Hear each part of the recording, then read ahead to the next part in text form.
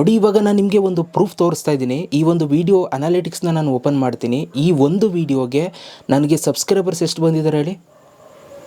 1200 subscribers ಬಂದಿದ್ದಾರೆ. ಹೆಂಗೆ ಬಂದರು? ಈ ಥರ ನೀವು ಕೂಡ ಪ್ರತಿದಿನ ನೀವು ಸಬ್ಸ್ಕ್ರೈಬರ್ಸ್ನ ಇನ್ಕ್ರೀಸ್ ಮಾಡ್ಕೋಬೋದು ನಿಮ್ಮ ಒಂದು ಯೂಟ್ಯೂಬ್ ಚಾನಲಲ್ಲಿ.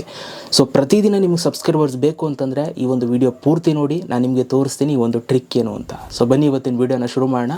ಸಬ್ಸ್ಕ್ರೈಬ್ ಮಾಡೋದು ನೋಡ್ತಾ ಇರೋರು ಹಂಗೆ ಸಬ್ಸ್ಕ್ರೈಬ್ ಮಾಡ್ಕೊಬಿಡಿ. ನೋಡ್ತೀನಿ ಈ ಒಂದು ವಿಡಿಯೋ ನೋಡೋಕ್ಕೆ ಎಷ್ಟು ಜನ ಸಬ್ಸ್ಕ್ರೈಬ್ ಮಾಡಿದ್ರಿ ಆಮೇಲೆ ಅಂತ. ನೋಡಿ ಗೈಸ್, ಸೊ ಇವಾಗ ನಾನು ನನ್ನ ಒಂದು YT ಸ್ಟುಡಿಯೋದಲ್ಲಿ ನಾನು ಒಂದು ವಿಡಿಯೋ ಅನಾಲಿಟಿಕ್ಸ್ನ ಓಪನ್ ಮಾಡ್ಕೊಂಡಿದ್ದೀನಿ. ನೀವು ಕೂಡ ನಿಮ್ದು ಯಾವುದಾದ್ರೂ ಒಂದು ವಿಡಿಯೋ ಅನಾಲಿಟಿಕ್ಸ್ನ ಈ ಥರ ಓಪನ್ ಮಾಡ್ಕೊಳ್ಳಿ.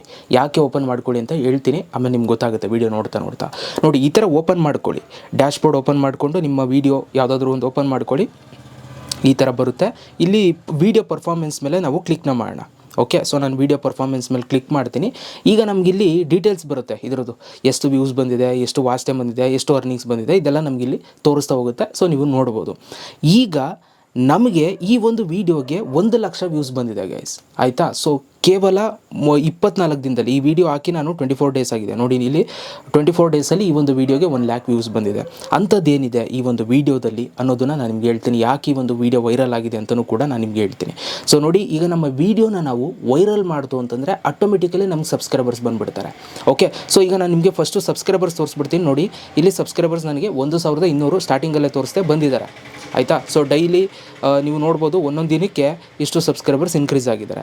ಸೊ ಇದು ಹೆಂಗೆ ಬಂತು? ಈ ಥರ ನಿಮಗೂ ಕೂಡ ಬರಬೇಕು ಅಂತಂದರೆ ಈಗ ನೀವು ಯಾವುದಾದ್ರೂ ಒಂದು ವಿಡಿಯೋ ನಿಮ್ಮ ಚಾನಲಲ್ಲಿ ಒಂದು ಓಪನ್ ಮಾಡ್ಕೊಳ್ಳಿ. ಓಪನ್ ಮಾಡಿಕೊಂಡು ಅದರ ಅನಾಲಿಟಿಕ್ಸ್ ಈ ಥರ ಓಪನ್ ಮಾಡಿಕೊಂಡು ಇಲ್ಲಿ ಎಂಗೇಜ್ಮೆಂಟ್ ಆಪ್ಷನ್ ಮೇಲೆ ಕ್ಲಿಕ್ ಮಾಡಿ ಗೈಸ್. ಇಲ್ಲಿ ಕ್ಲಿಕ್ ಮಾಡಿದ್ರೆ ನಿಮ್ಗೆ ಈ ಥರ ಬರುತ್ತೆ. ಇಲ್ಲಿ ಕೆಳಗಡೆಗೆ ಬಂದರೆ ಇಲ್ಲಿ ಒಂದು ಆಡಿಯನ್ಸ್ ರಿಟೆನ್ಷನ್ ಅಂತಿದೆ ನೋಡಿ.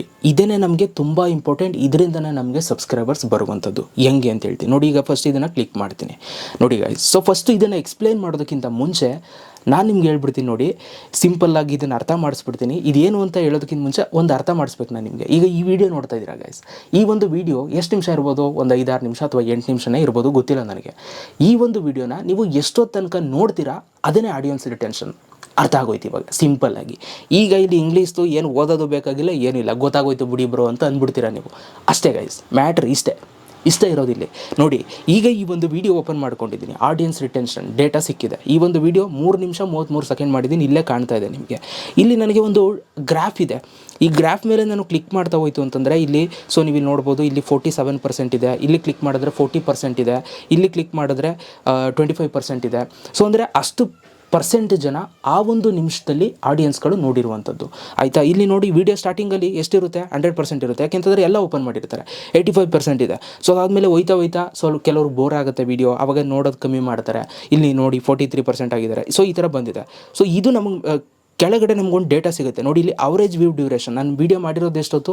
3 ನಿಮಿಷ 33 ಸೆಕೆಂಡು, ಆಯಿತಾ. ಈ ಒಂದು ವೀಡಿಯೋಗೆ ಅವರೇಜ್ ಡ್ಯೂರೇಷನ್ ಎಷ್ಟು ಬಂದಿದೆ? ಎಲ್ಲ ಆಡಿಯನ್ಸ್ಗಳನ್ನ ಸೇರಿಸಿ 1 ನಿಮಿಷ 27 ಸೆಕೆಂಡು ನೋಡಿದ್ದಾರೆ. ಆಲ್ಮೋಸ್ಟ್ ಆಲ್ 100%ಅಲ್ಲಿ. ಓಕೆ, ಸೊ ನನಗೆ ಅವಾಗೊಂದು ಅವರೇಜ್ ಡ್ಯೂರೇಷನ್ ಸಿಕ್ತು. ಅದರ ಕೆಳಗಡೆ ಅವರೇಜ್ ಪರ್ಸೆಂಟೇಜು ಕೂಡ ಇದೆ. ಇದೇ ನೋಡಿ ನಮಗೆ ಬೇಕಾಗಿರುವಂಥದ್ದು. ಇಲ್ಲಿ ನಮಗೆ 40.8% ಇದೆ.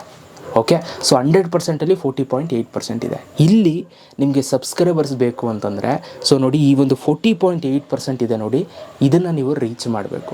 ಯಾಕೆ ರೀಚ್ ಮಾಡಬೇಕು ಅಂತಂದರೆ ನೋಡಿ, ಈಗ ನೀವು 100% ಈಗ ಒಂದು 5 ನಿಮಿಷ ವೀಡಿಯೋ ಮಾಡಿದ್ದೀರಾ ಅಂತಂದರೆ ಆ ಒಂದು ವೀಡಿಯೋನ ಈ 1 ನಿಮಿಷನೂ ಕೂಡ ಆಡಿಯನ್ಸ್ಗಳು ನೋಡಲಿಲ್ಲ ಅಂತಂದರೆ ಆ ಒಂದು ವೀಡಿಯೋನ ಯೂಟ್ಯೂಬ್ ಅವರು ಪುಷ್ ಮಾಡಲ್ಲ ಅಂದರೆ ವ್ಯೂಸ್ ಬರಲ್ಲ.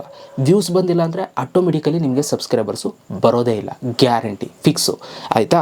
ಸೊ ನಿಮಗೆ ಒಳ್ಳೆ ವ್ಯೂಸ್ ಬರಬೇಕು, ಒಳ್ಳೆ ಸಬ್ಸ್ಕ್ರೈಬರ್ಸ್ ಆಗಬೇಕು ಅಂದರೆ ಸೊ ಇದನ್ನು ನೀವು ಮಿನಿಮಮ್ 50% ಬೇಕಾಗಿಲ್ಲ. ಸೊ ಒಂದು 30 ಈ ಥರ ಪರ್ಸೆಂಟ್ನ ನೀವು ಕ್ಯಾಚ್ ಮಾಡಿಬಿಟ್ರು ಸಾಕು. ನೋಡಿ, ಆ ಒಂದು ವಿಡಿಯೋಗೆ ಒಳ್ಳೆ ಸಬ್ಸ್ಕ್ರೈಬರ್ಸ್ ಬಂದಿರ್ತಾರೆ, ಆಯಿತಾ. ಸೊ ಹಾಗಾಗಿ ನೀವೇನು ಮಾಡಬೇಕು, ಇವಾಗಿಂದ ನೀವು ಆಡಿಯನ್ಸ್ ರಿಟೆನ್ಷನ್ ಮೇಲೆ ವರ್ಕ್ ಮಾಡಬೇಕು. ಆಡಿಯನ್ಸ್ ರಿಟೆನ್ಷನ್ ಮೇಲೆ ಹೆಂಗೆ ವರ್ಕ್ ಮಾಡೋದು, ಯಾವ ಥರ ಮಾಡೋದು? ಸೊ ವೀಡಿಯೋನ ಆದಷ್ಟು ಇಂಟ್ರೆಸ್ಟಿಂಗಾಗಿ ಮಾಡಿ. ನೀವು ವೀಡಿಯೋನ ಆದಷ್ಟು ಕೊನೆವರೆಗೂ ನೋಡೋ ಥರ ವೀಡಿಯೋ ಮಾಡ್ತು ಅಂತಂದರೆ ಆಡಿಯನ್ಸ್ ರಿಟೆನ್ಷನ್ ಆಟೋಮೆಟಿಕಲಿ ಬಂದುಬಿಡುತ್ತೆ. ನೀವು ಆಡಿಯನ್ಸ್ ರಿಟೆನ್ಷನ್ ಬರದೇ ಇರೋ ಥರ ವೀಡಿಯೋ ಮಾಡ್ತಾಯಿದ್ದೀರಾ ಅಂತಂದರೆ ಆ ಒಂದು ವೀಡಿಯೋ ರೀಚ್ ಆಗೋದಿಲ್ಲ. ವ್ಯೂಸ್ ಬಂದಿಲ್ಲ ಅಂದರೆ ಸಬ್ಸ್ಕ್ರೈಬರ್ಸ್ ಬರೋಲ್ಲ, ಸಿಂಪಲ್ಲು.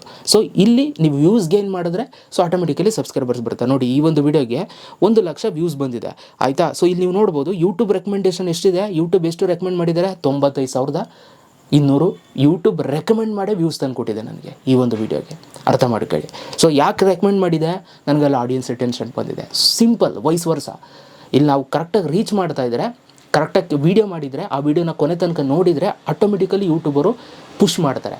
ಆ ವೀಡಿಯೋನೇ ನೋಡಿಲ್ಲ ಅಂತಂದರೆ ಪುಷ್ ಮಾಡೋಕ್ಕೆ ಹೋಗಲ್ಲ, ಆಯಿತಾ?